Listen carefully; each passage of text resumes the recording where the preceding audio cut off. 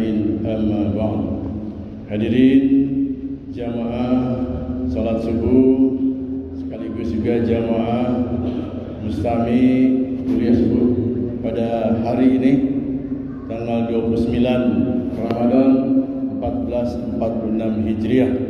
Mudah-mudahan Allah memberikan kekuatan dan kesehatan kepada kita sehingga kita istiqomah untuk melaksanakan ibadah kepada Allah Subhanahu wa taala di detik-detik terakhir. Mudah-mudahan apa yang sudah kita lakukan sejak awal Ramadan sampai dengan saat ini Allah mencatatnya sebagai amal soleh kita dan Allah melipat gandakan pahalanya. Bahkan kita senantiasa bermimpi, berdoa, senantiasa mendapat Lailatul Qadar. Amin ya Allah ya Rabbal Alamin, di mana nilainya adalah lebih baik daripada 1000 bulan. Mudah-mudahan walaupun umat Nabi Muhammad itu umurnya pendek-pendek, berkisar antara 60 sampai 70 tahun, tapi Allah berikan yang luar biasa di malam kemuliaan, yaitu ibadahnya itu selebih daripada 1000 bulan. Mudah-mudahan kita bisa mendapat anugerah dari Allah tersebut. Amin ya Allah ya Rabbal Alamin. Kemarin kita sudah bisa melaksanakan terkait dengan rangkaian kegiatan di bulan Ramadan, dan kemarin ditutup yaitu dengan pelaksanaan ceramah jelang buka puasa bersama. Alhamdulillah jamaah masih istiqomah walaupun 4L rata-rata, lu lagi yang datang teh. Walaupun dari luar masih ada sebagian, tapi insya Allah yang sudah terbiasa 4L itu menjadi pedoman kita untuk bisa lebih bersemangat. Insya Allah mukanya muka lama. Makanya kalau anak muda ingin panjang umur, silakan sholat subuh berjamaah. Insya Allah panjang umur. Karena yang sholat subuh berjamaah rata-rata aki-aki unggul. Insya Allah. Alhamdulillah. Dan juga saya ucapkan terima kasih pada kesempatan ini kepada seluruh donatur ya, yang telah membelanjakan harta di jalan Allah untuk ceramah, buka puasa bersama, dan bahkan kita menyantuni anak yatim. Itu di luar ekspektasi kita. Waktu itu saya berpikir paling dapat sekian. Ternyata luar biasa. Allah gerakan hati orang-orang yang beriman, hati orang-orang yang bertakwa untuk mengeluarkan hartanya.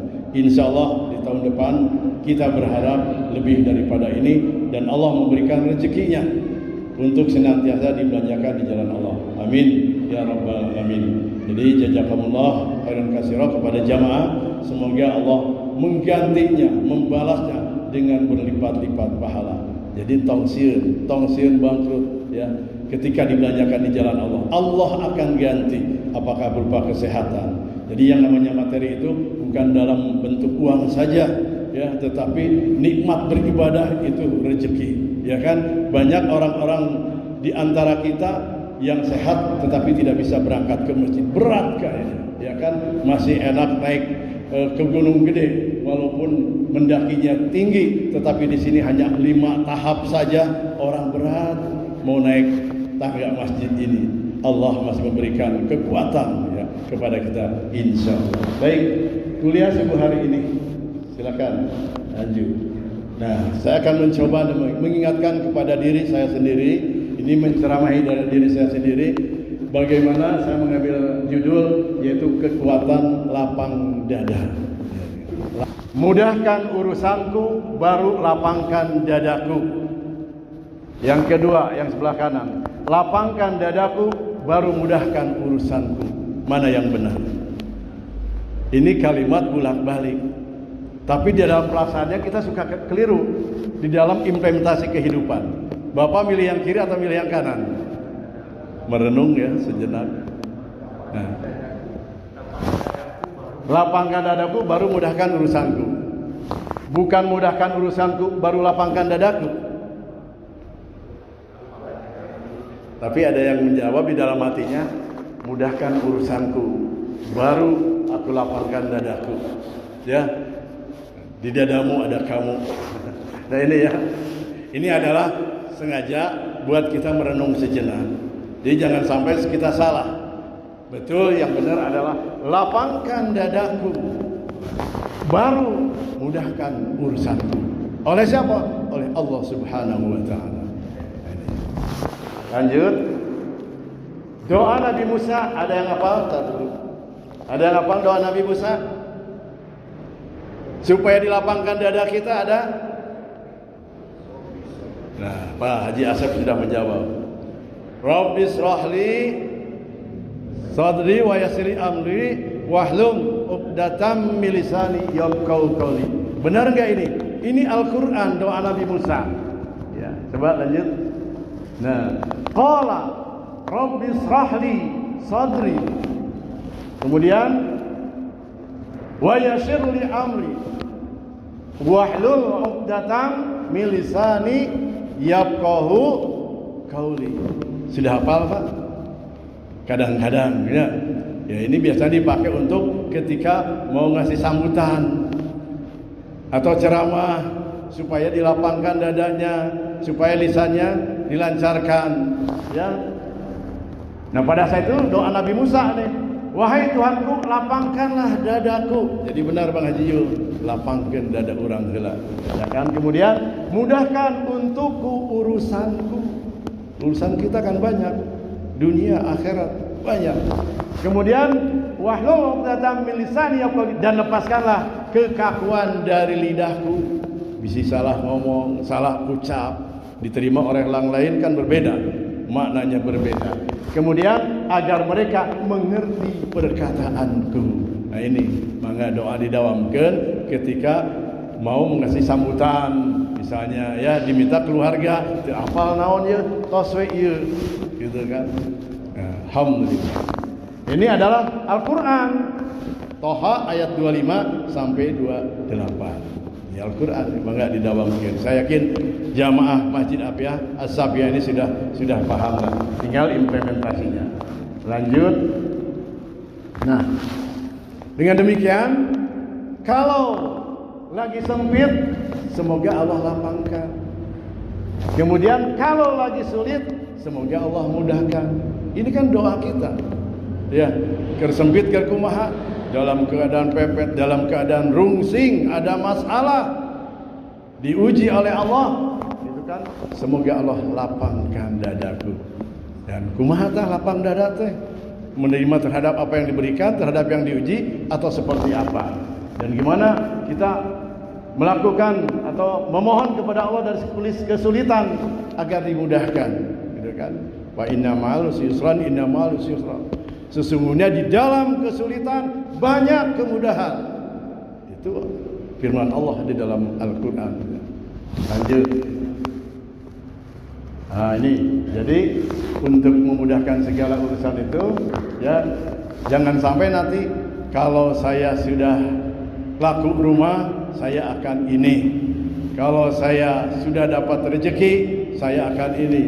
Kalau saya sudah tenang dan ada waktu, saya akan ke masjid, misalnya, gitu kan. Nah, lanjut. Nah, lapang dada adalah kunci kehidupan. Ini catat nih, lapang dada adalah kunci kehidupan.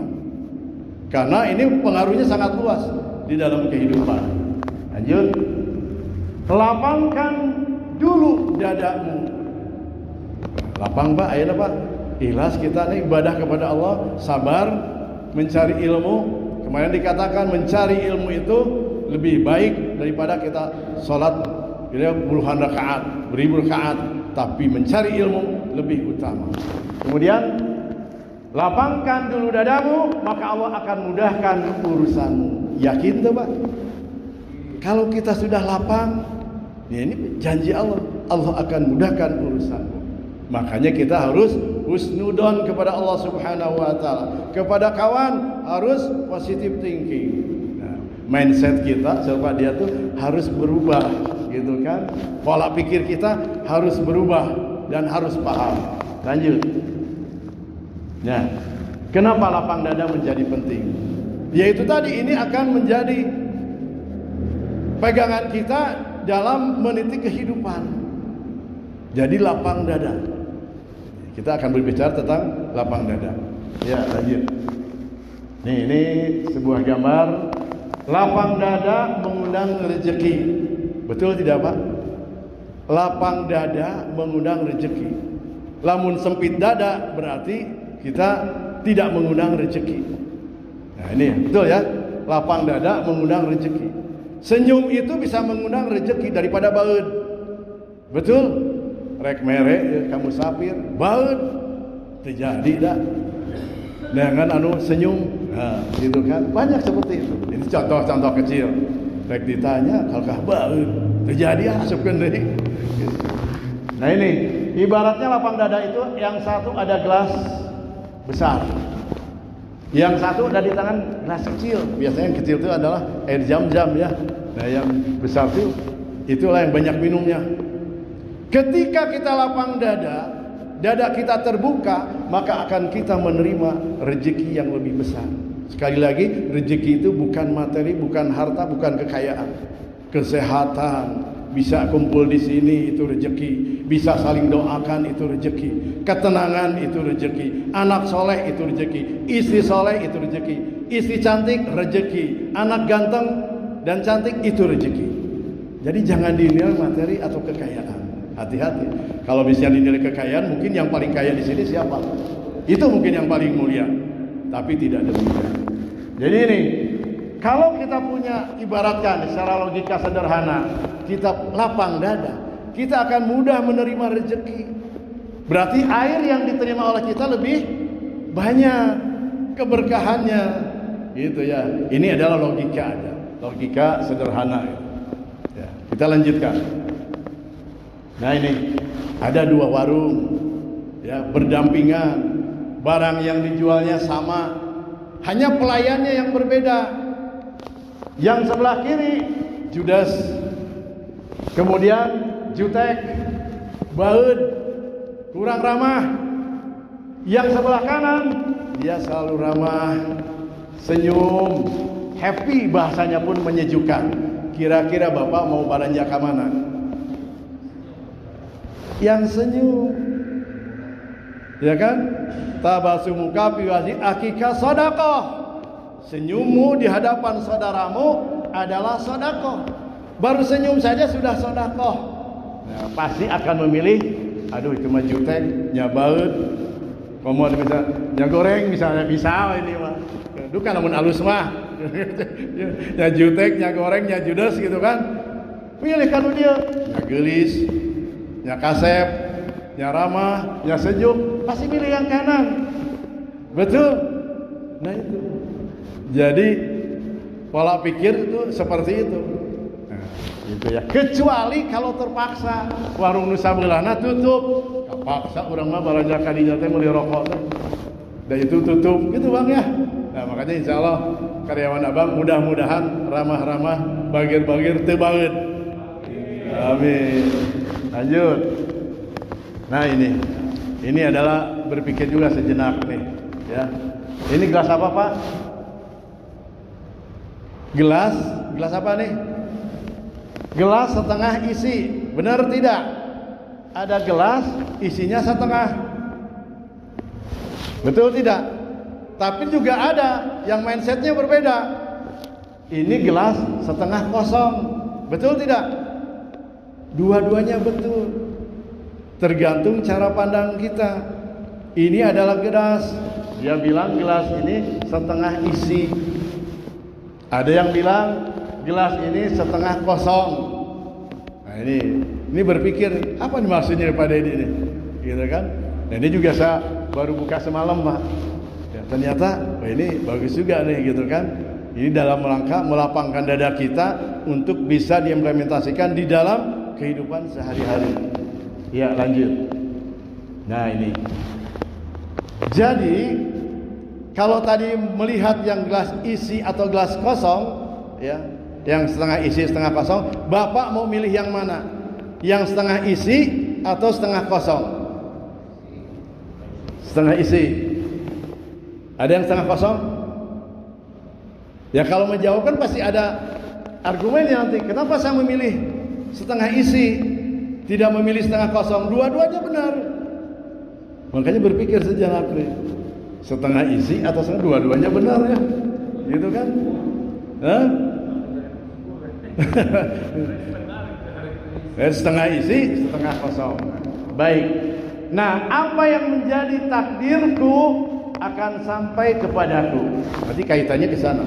Jadi kualitas hubungan yang lapang dada itu harus bagus dengan istri, bagus dengan anak, bagus dengan tetangga. Jangan sampai di antara kita masih ada yang benci kata tangga, apapun masalahnya, gitu kan? Nah, itulah lapang dada yang diuji. Apakah kita termasuk orang yang lapang dada ketika ketemu dengan tetangga yang jutek, tetangga yang sulit bergaul, ya, tetangga yang suka sentimen terus. Nah, ini harus menjaga hubungan dengan istri, dengan anak, dengan tetangga, dan seterusnya. Setiap gerak langkah kehidupan ini diiringi dengan lapang dada tadi. Makanya lapang dada itu dibutuhkan di dalam kehidupan. Fokus setengah hati itu melapangkan rezeki. Jadi tadi betul Pak Dr. Dian akan memilih setengah isi daripada kosong, gitu kan? Kita harus menghormati sekecil apapun terhadap orang-orang di lingkungan kita. Pasti ada dua sisi positif, sisi negatif. Nah, kita berupaya untuk lapang dada bagaimana menilai. Oh, mungkin tetangga kita tuh karena berbuat seperti itu tuh kita belum kenal dekat. Oh, kenapa dia pelit? Oh, mungkin belum tahu ilmunya. Kita husnudzon. Oh, si itu ternyata jarang ke masjid. Oh, mungkin kita belum mendakwahkan. Betul kan? Banyak orang tidak ke masjid, mungkin belum dapat taufik, hidayahna mah da atos. Ngan taufikna teu acan. Bagaimana melaksanakan untuk bersama-sama salat berjamaah. Jadi fokus setengah hati itu melapangkan rezeki. Gitu kan? Dari hati dulu. Lanjut. Nah, intisari dari Umar bin Khattab. Saya akan mencuplik ini. Hatiku tenang. Kenapa aku tahu? Segala sesuatu yang ditakdirkan untukku, dia pasti akan sampai kepadaku. Yakin tuh Pak? Nah, itu harus iman kepada takdir, yakin kepada Allah. Jadi saya ulangi, segala sesuatu yang ditakdirkan untukku, dia pasti akan sampai kepadaku. Allah tidak akan salah alamat. Kemudian kalau sesuatu itu tidak sampai kepadaku, berarti bukan takdirku. Setuju? Tapi banyak orang yang memaksakan kunaon teu ka urang, kunaon teu ka si eta, gitu ya. Padahal dia tinggal memetik hasilnya. Secara hitung-hitungan dia pasti menang, misalnya. Secara hitung-hitungan dia pasti sukses. Tetapi pas waktunya Allah gilekeun, ya kan? Dengan caranya dia sendiri, dia tidak jadi meraih apa yang ingin digapai itu. Banyak kehidupan seperti itu, banyak. Contoh ketika pemilihan bupati, semua yang terbaik, semua sudah menghitung angkanya, pasti memetik hasil. Tapi Allah berkata lain. Nah, kalau kita lapang dada, terima bahwa itu adalah kehendak Allah, bukan kehendak kita. Nah, itu. Kemudian Imam Al-Ghazali, jika sesuatu itu takdir kita, dia akan menemui kita meskipun jaraknya dengan kita sejauh 2 gunung. Tolong misalkan, ini kalimat bagus nih. Jika sesuatu itu takdir kita, dia akan menemui kita meskipun jaraknya dengan kita sejauh 2 gunung. Paham ya? Kalimat berikutnya. Tapi kalau sesuatu itu bukan takdir kita, dia tidak akan menemui kita meskipun jaraknya dekat sedekat 2 bibir kita. Saking dekatnya. Kalau bukan jodoh, betul? Padahal dekat. Biasa sehari-hari berbicara, biasa sehari-hari kita komunikasi. Kalau belum jodohnya, Allah takdirkan tidak jadi, malah yang jauh. Itu dalam pekerjaan juga gitu, dalam jabatan. Ketika menunjuk sesuatu, nah itu dekat yang pejabatnya tanya, malah milih yang lain. Jadi inilah implementasi dalam kehidupan. Kita harus lapang dada menerimanya. Ngan hesenya, urang masak masakeun ka hayang urang, da ka hayang urang mah kudana kieu, kunaon jadi kieu. Nah itu hati kita belum lapang dada. Nah, mudah-mudahan ini mengingatkan kepada saya yang tadinya mungkin salah kaprah Pak Dr. Dian, Pak Haji Asep, Pak Ramli. Ya mudah-mudahan ke depan kita belajar lapang dada ternyata dalam, luar biasa, gitu kan. Nah, dia tidak akan menemui kita meskipun jaraknya sedekat dua bibir, saking dekatnya. Ya kalau bukan jodohnya, terjadi nikah, ada deket gigireun. Jadina jeung jauh nyebrang pulau, bahkan lintas negara. Allah mentakdirkan segitu. Inilah ya.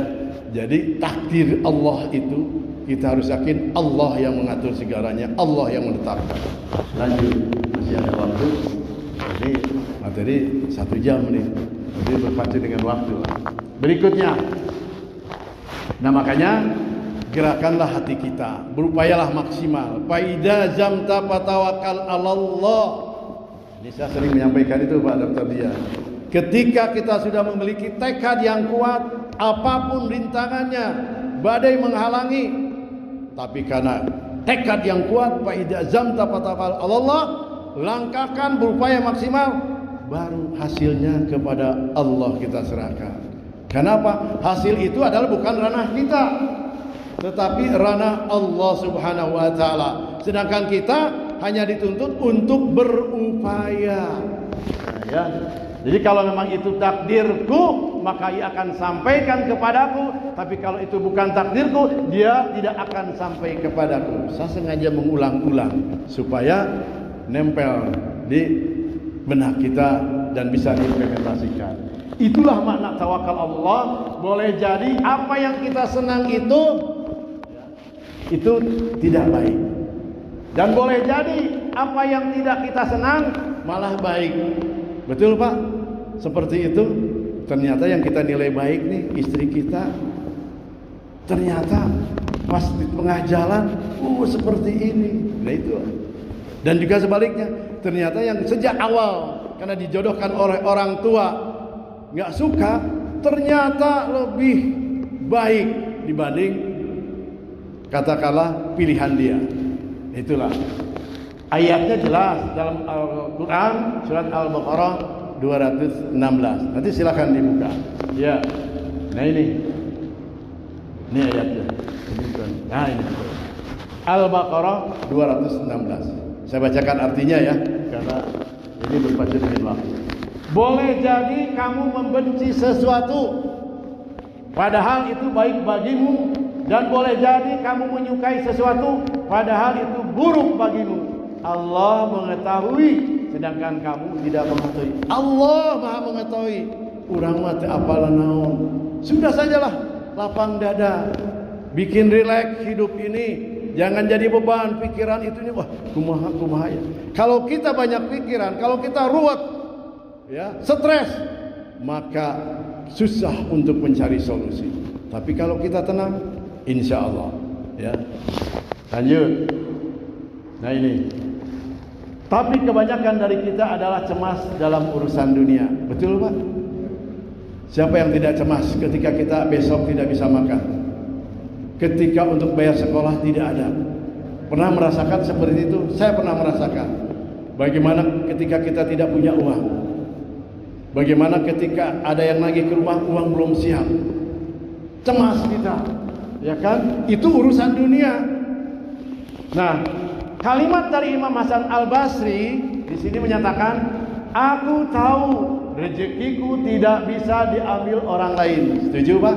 Aku tahu rezekiku tidak bisa diambil orang lain. Karena itu hatiku tenang, dan aku juga tahu amalku tak akan dikerjakan orang lain. Karena itu aku sibuk beramal. Kira-kira gimana Pak? Yakin nggak dengan kalimat ini Hasan Al-Basri? Ini kalimatnya indah Pak, ya kan? Supaya apa? Supaya kita lapang dada. Aku tahu rezeki tidak bisa diambil orang lain. Rek diambil ge, kalau sudah rezeki mah balik deh. Dipaling ke orang, karena rezeki kita hanya nganterkeun. Nah itu. Kemudian karena itu hatiku tenang, dan aku juga tahu amalku tak akan dikerjakan orang lain. Pasti tidak akan dikerjakan orang lain, karena amalku untuk kita.